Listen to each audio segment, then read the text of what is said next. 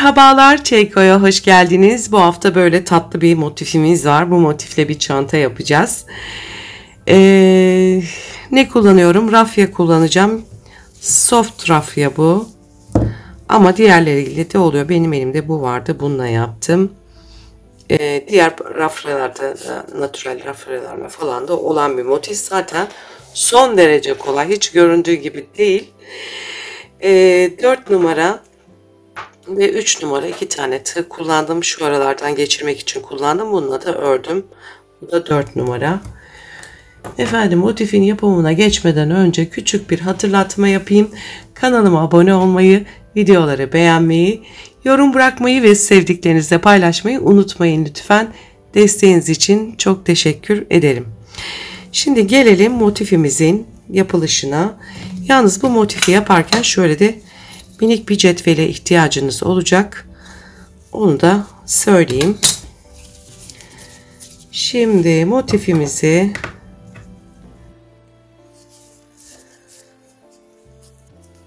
başlangıç zincirimizi yapıyoruz. 5 tane zincir örüyoruz. 1, 2, 3, 4, 5.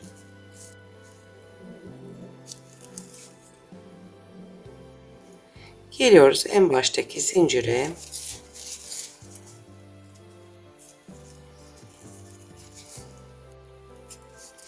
Bir sık iğneyle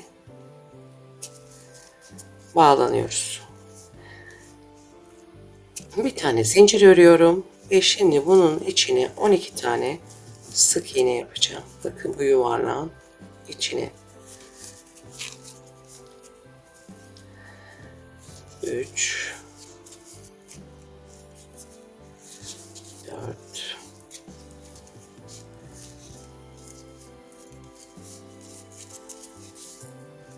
5, 6,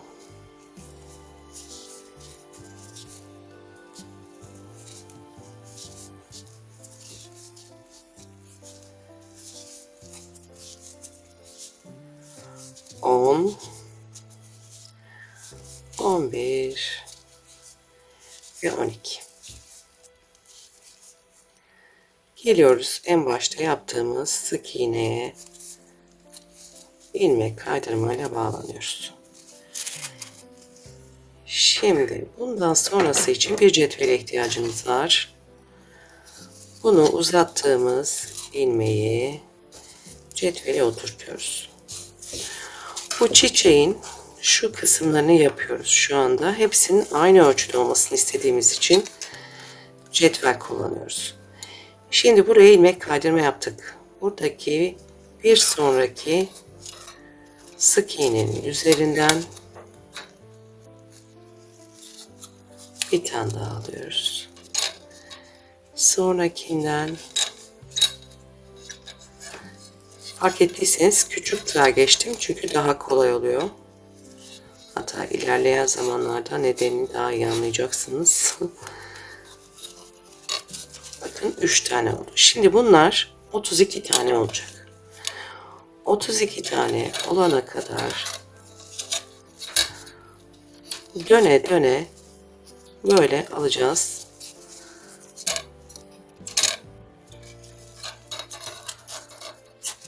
Cetvelimizin üstüne geçireceğiz.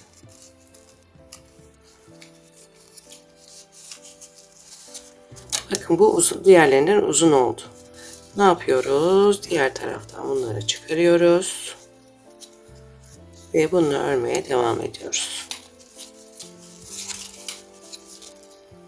Uzun olmasını birbirlerinin istemiyoruz. Çünkü hepsi aynı boy olsun istiyoruz. İşte bundan sonrası çekmesi biraz zor ama deneyeceğim yani.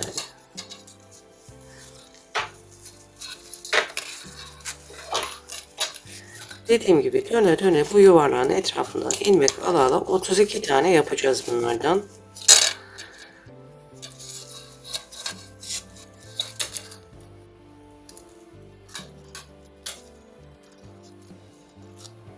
Takılası tuttu.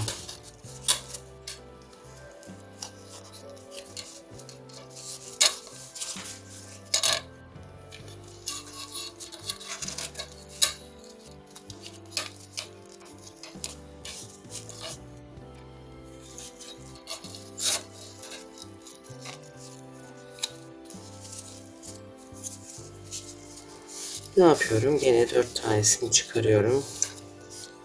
Bununla devam ediyorum.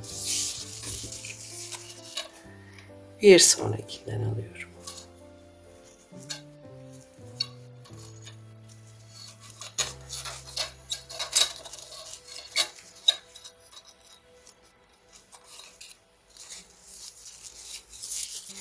Motifin en zor tarafı bu. Zaten gerisi son derece kolay.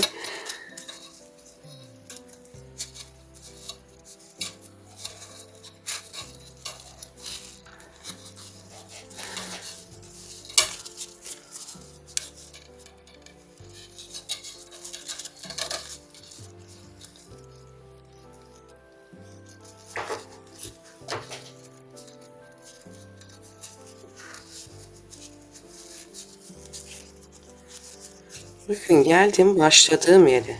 Görüyor musunuz? Buradan daha önce bir tane yaprak çıkarmıştım. Yine aynı yere batıyorum.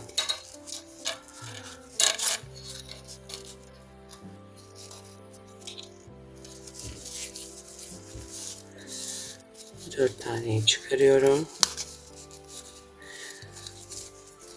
Yere geldikten sonra göz kararı da yapılabiliyor. Bakın bir sonrakine gidiyorum ki buradan da daha önce bir yaprak çıkarmıştım.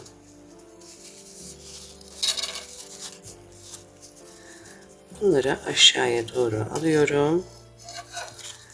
Yine bir sonrakinden yine yaprak çıkarıyorum. Yine bir sonrakine. Bunları aşağıya alalım, karıştırmasınlar görüntüyü.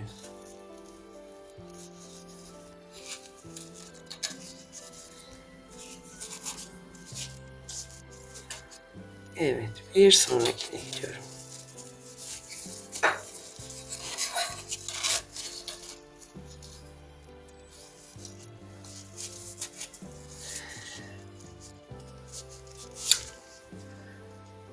Bakın bayağı çoğaldılar. Daha önce yaprak çıkarmış olduğum yerlerden tekrar yaprak çıkarıyorum.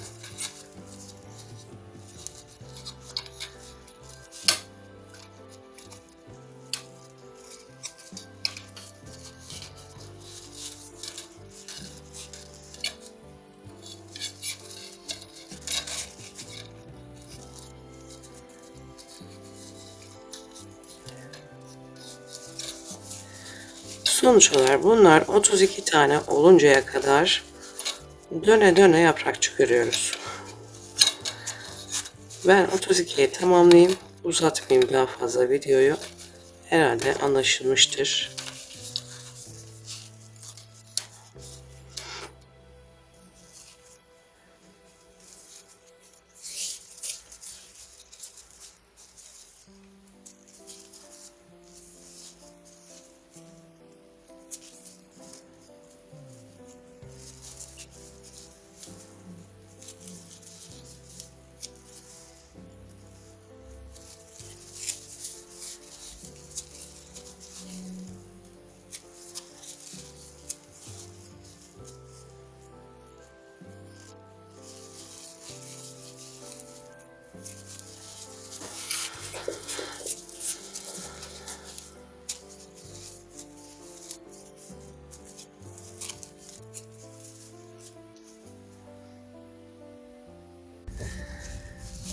Beş tane zincirimi ördüm. Ben ince tığla örmeye devam etmişim. Onu değiştirdim. Aynı yere kadar geldim. Dikkat edin lütfen. Siz de aynı hatayı yapmayın benim gibi.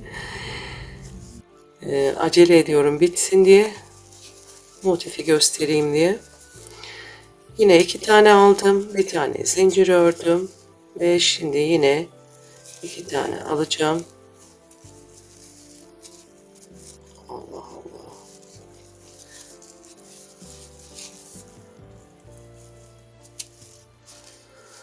Araya bir zincir öreceğim. İkili ikiye topluyorum görüyorsunuz. 1 2 3 oldu. Yine dördüncüye de iki tane alıyorum. ve 5 tane zincir örüyorum. 3, 4, 5. Bunlar köşeler oluyor. Burada gördüğünüz gibi. Sonra üstüne de bir sıra sık iğne geçeceğiz. Bu kadar kolay bir motif. Yaprakları yapmak biraz uğraştırıyor ama onun dışında gayet kolay ama çok şirin gözüken bir motif. Bilmiyorum, ben çok beğendim. Bunun için sizinle de paylaşayım dedim. 2 tane alıyorum. Bir zincir. 2 tane alıyorum. Bir zincir. 2 tane alıyorum. Bir zincir. Bir yaprağı daha yaptık. Şimdi en sona geldik. Bu en başta yaptığımız yere geliyoruz. Bir ilmek kaydırmayla bağlanıyoruz.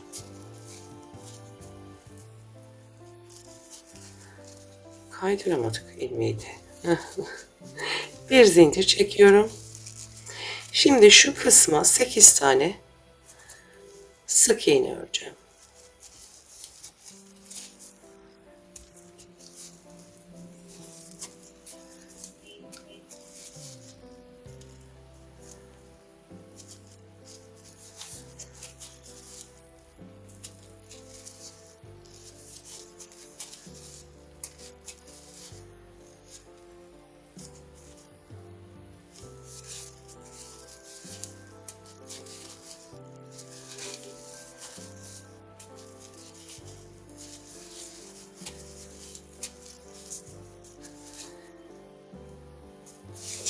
Ve sonuncu sık iğnem.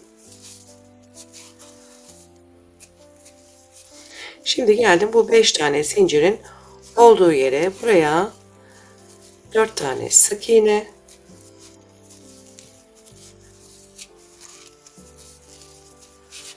üç, 4, bir tane zincir ve yine 4 tane sık iğne yapıyorum. Motif zaten bundan ibaret.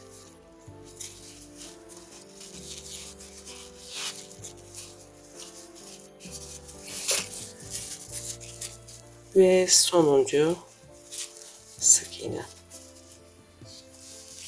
Yine geldim bu yaptığım yere, bunun üstüne yine 8 tane sık iğne örüyorum.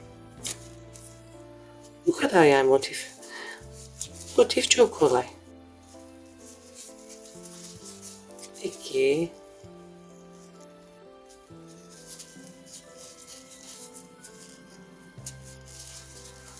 3,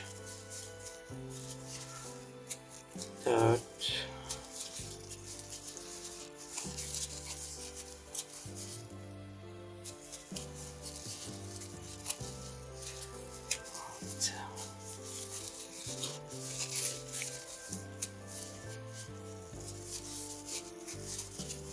8. Bakın burası köşelendi gördüğünüz gibi. Yine aynısını yapıyoruz. 4 sık iğne, bir zincir.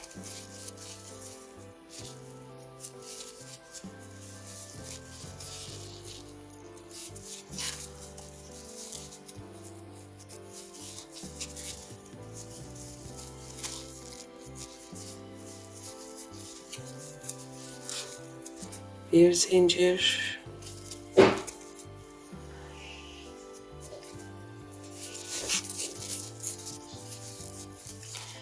Ve 4 sık iğne.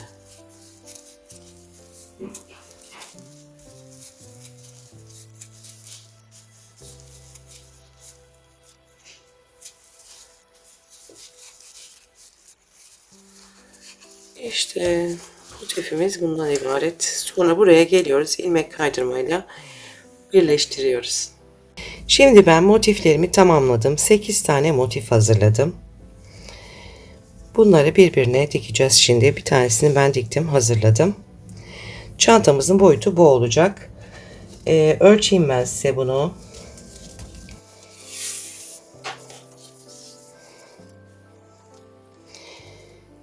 ...21 santim, işte biraz da sık iğne falan, 22 santim ve 22 santimlik kare bir çanta olacak. Şimdi motiflerini nasıl diktim Onu da şimdi size göstereyim. Şimdi motiflerimizi alıyoruz. Bakın burası arka tarafı. Bu tarafta ön tarafı. Bunları ikisinin ön tarafını üst üste getiriyoruz. Ve şimdi şurada arada ördüğümüz bir tane zinciri buluyoruz. Ve buradan geçip bir yün iğnesiyle ben diktim. Buraya geçiyoruz. Yine aynı yerden geçip ipimi sabitleyeceğim.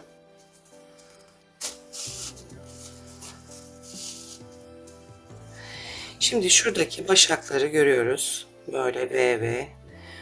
Bunların dışa bakan ayaklarını aynı şekilde karşı tarafında alıp dikiyoruz. Gayet kolay. Daha önce de böyle motifler yaptık. Bazısını tığla birleştirdik, bazısını böyle yaptık. Bakın. Ve karşı tarafınkini de alıyorum ve dikiyorum.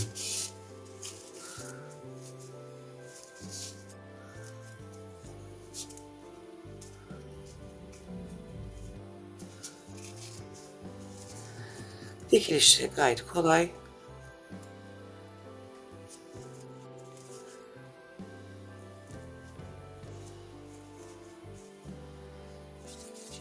Biraz aralardan zor oluyor.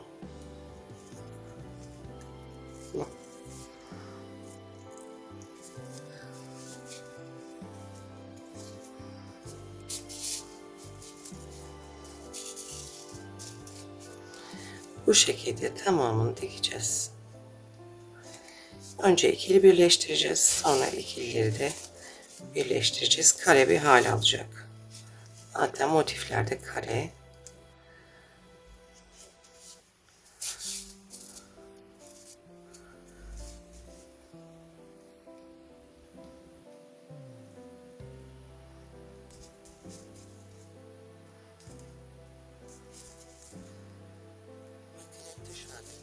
Ayaklarından alıyorum. Başakları.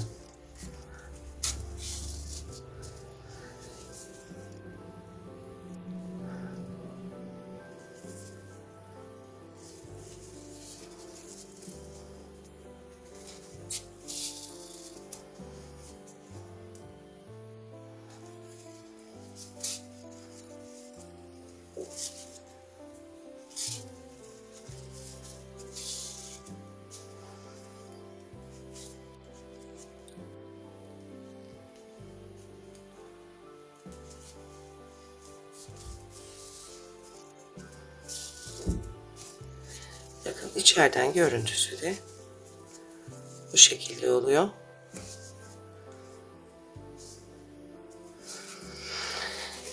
Bu şekilde dikiyoruz. Böyle bir kare elde ediyoruz. Sonra ne yapacağız? Sonra bunun etrafından tabii ki sık iğne geçeceğiz.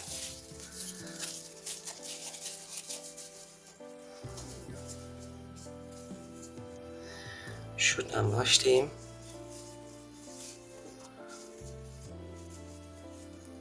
Alıyorum. İpimi buraya sabitliyorum. Her alttaki sık iğnenin üzerine sık iğne yapıyorum.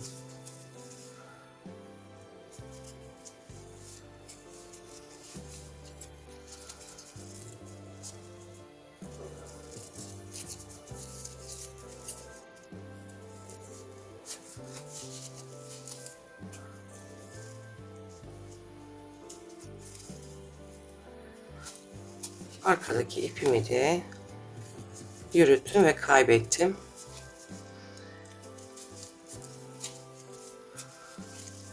Bu şekilde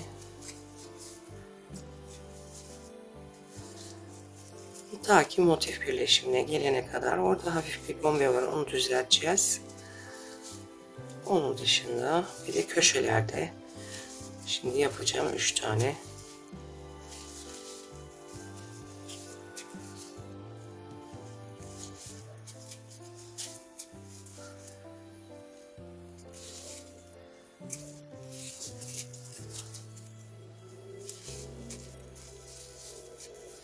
Şimdi motif birleşiminin yerine geldim.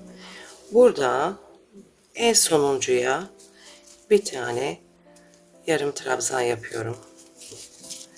Ya da çakma sık iğne. Bir kere doluyorum ve bir kere de çıkıyorum. Bir tane de tam birleşme yerine yaptım. Şimdi karşı tarafta yine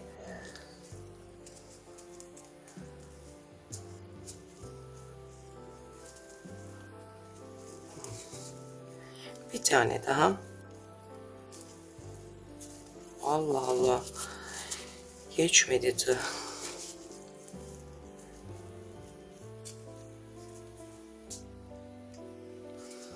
Bir tane daha buraya çakma sık iğne ya da yarım trabzan yapıyoruz. Sonra tekrar sık iğne örmeye devam ediyoruz. Köşeye kadar. Bakın burası böyle düzeldi.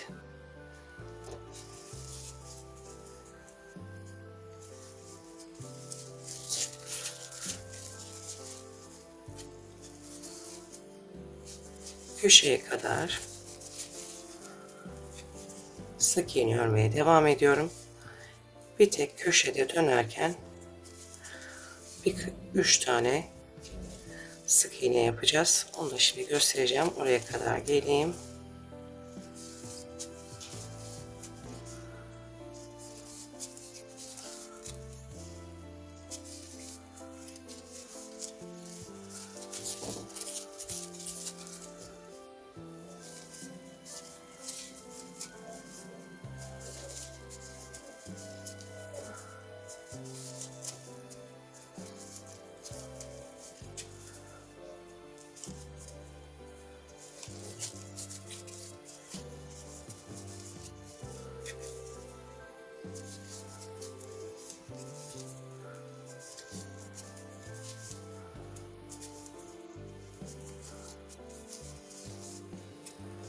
Şimdi bu motiflerin ortasında tam dönerken buraya araya bir tane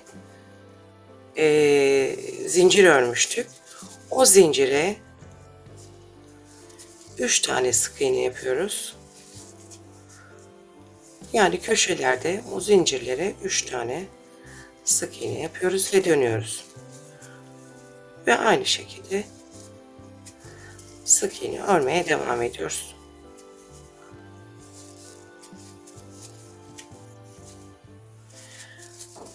Bütün etrafını bu şekilde döneceğiz.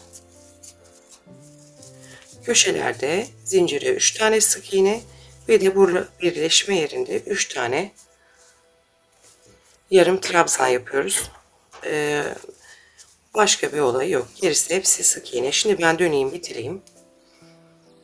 Şimdi geldim başladığım yere, köşedeyim. Bu köşeye 3 tane sık iğnemi yapıyorum.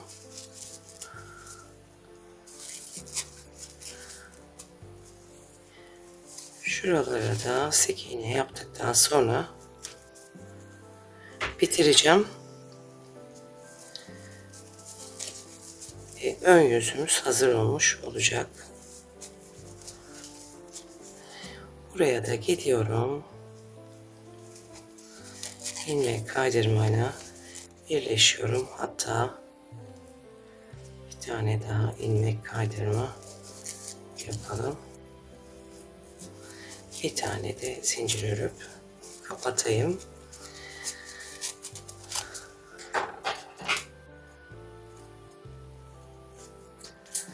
Bu ipi de artık arkalarda geçirerek kaybedeceğiz.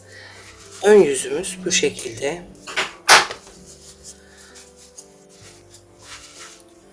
Hazır oldu. Şimdi bu alt taban kısmına ve iki yana 3 tane aynı parçadan öreceğim. Bunu hazırladıktan sonra. O da gayet kolay.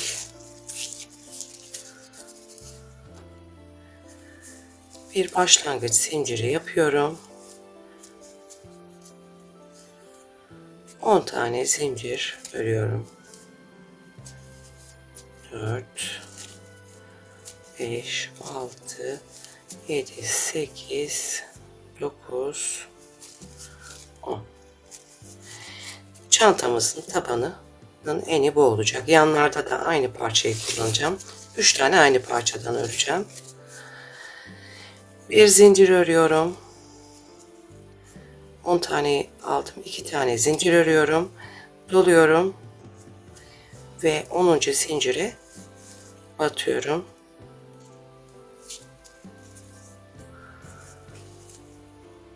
Yarım trabzan şeklinde öreceğim. Sonra her zincirin üstüne bir yarım trabzan.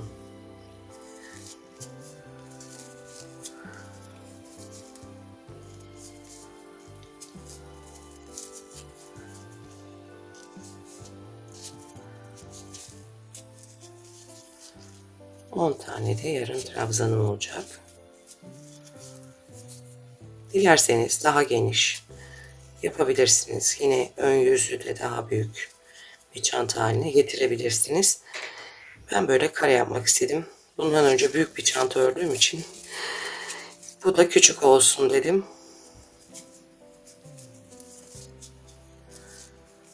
Böyle her zincirin üstüne bir yarım trabzan.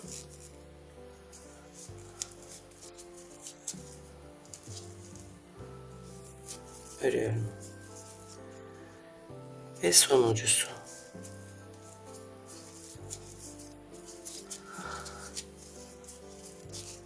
Şimdi 2 zincirle yukarı çıkacağım. Ve her yarım trabzanın üstüne yine yarım trabzan yapacağım.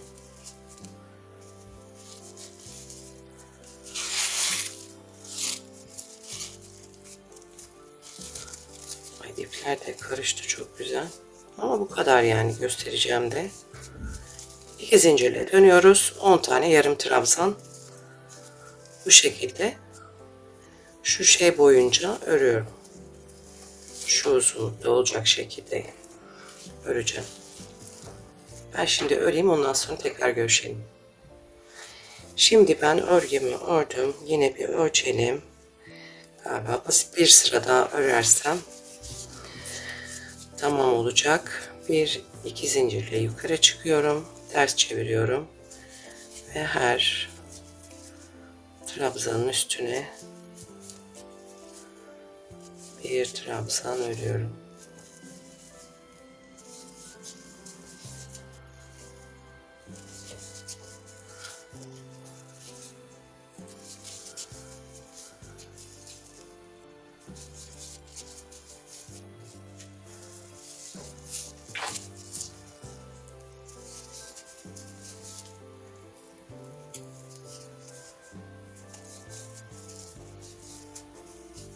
Ve sonuncu yarım trabzanım.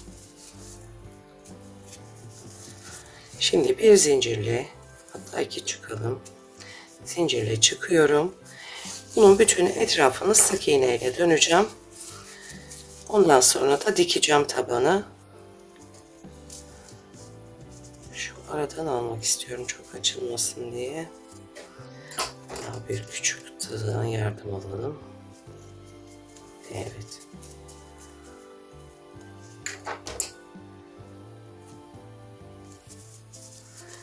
Etrafını bütün sık iğneyle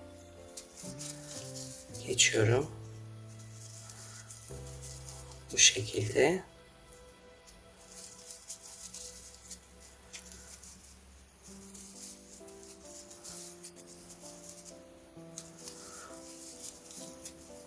Bu köşelerde de 2 tane sık iğne yaparsanız daha iyi olur. Böyle bütün etrafını sık iğne ile döneceğiz.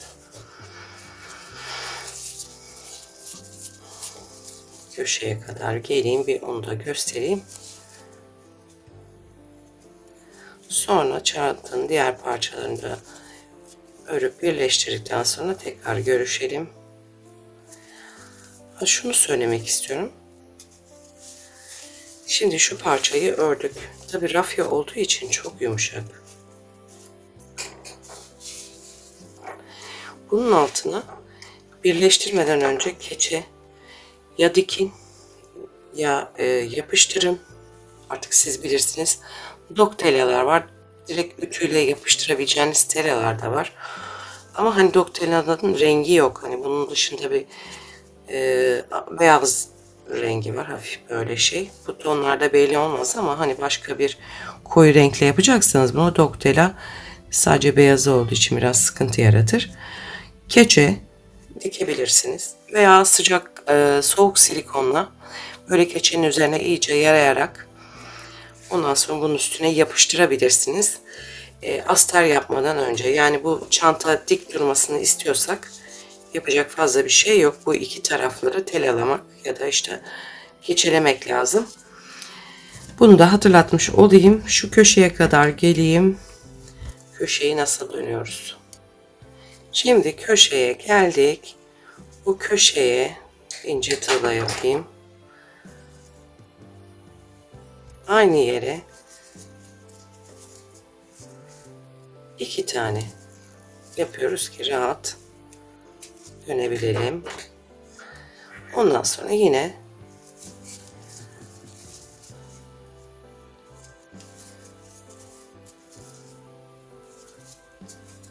örmeye devam ediyoruz.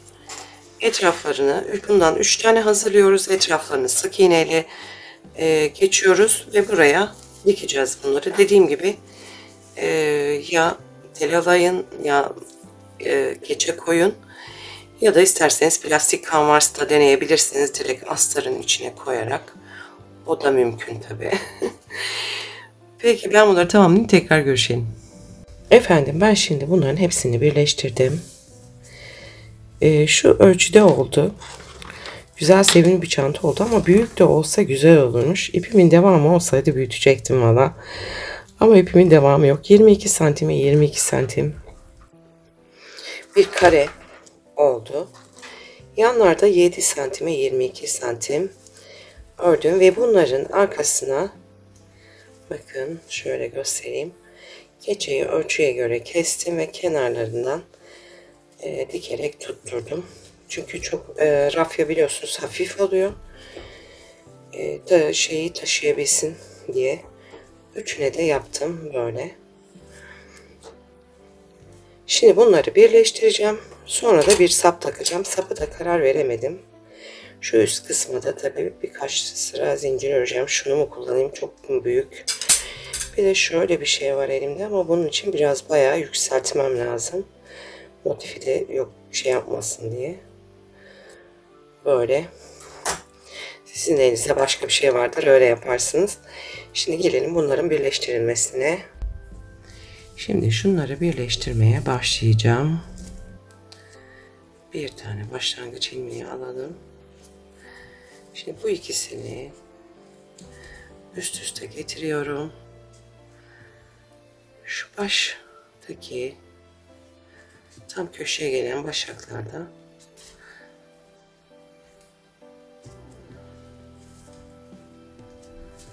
ipimi buraya sabitliyorum. Sonra şu gördüğünüz başakların içe bakan ayaklarını diyeceğim.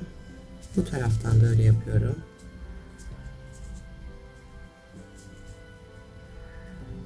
Tamamını değil, içe bakan ayaklarını şöyle alıyorum ve ilmek kaydırıyorum. Tam köşe yapıyor bunu dışarıdan yaptığınız takdirde. Ama başka şekilde de birleştirebilirsiniz. Dikerek de birleştirebilirsiniz. Bana tığla daha kolay geliyor. Efendim bu şekilde birleştiriyoruz.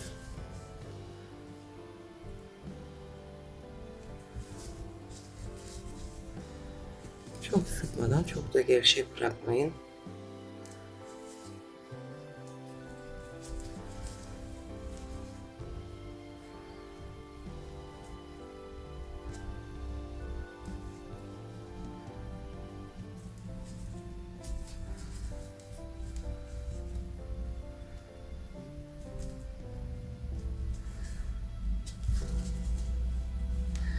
Böyle birleştirerek köşeye kadar geliyoruz.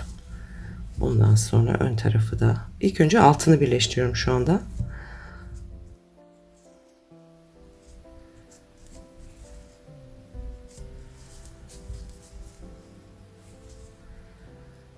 Köşeye kadar.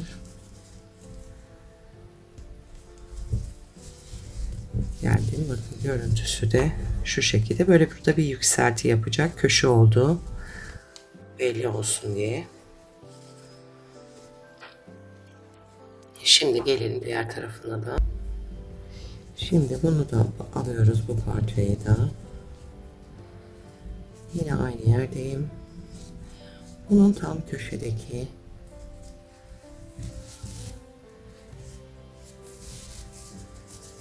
sık iğnesinin dışa bakan ayağını aldım. Bakın buradan artık devam edeceğim.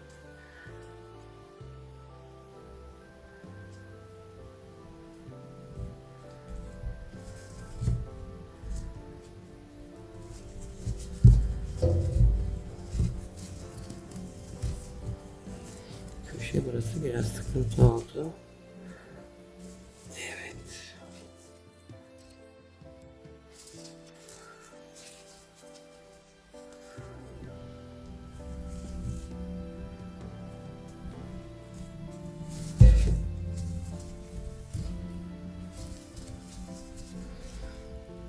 Bu şekilde bütün her yerini birleştiriyoruz.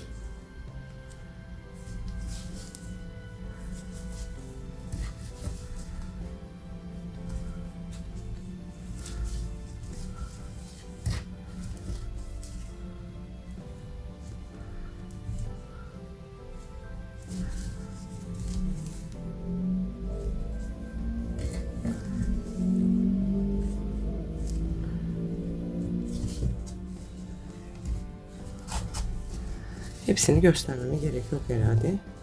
Şu kısmı birleştirdik. Bütün bu alt tabanı birleştirerek devam edeceğim ben. Ondan sonra bu kenarları birleştireceğim.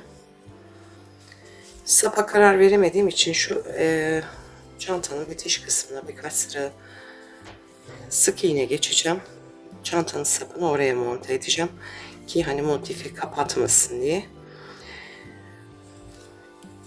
Bu kadar. Sonra da iç astarını yapmak gerekiyor tabii. Keçelerimizi peşinen koyduk.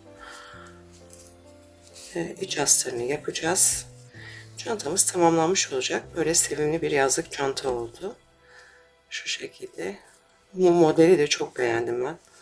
Umarım siz de beğenir ve yaparsınız. Efendim izlediğiniz için teşekkür ederim. Başka videolarda görüşmek üzere.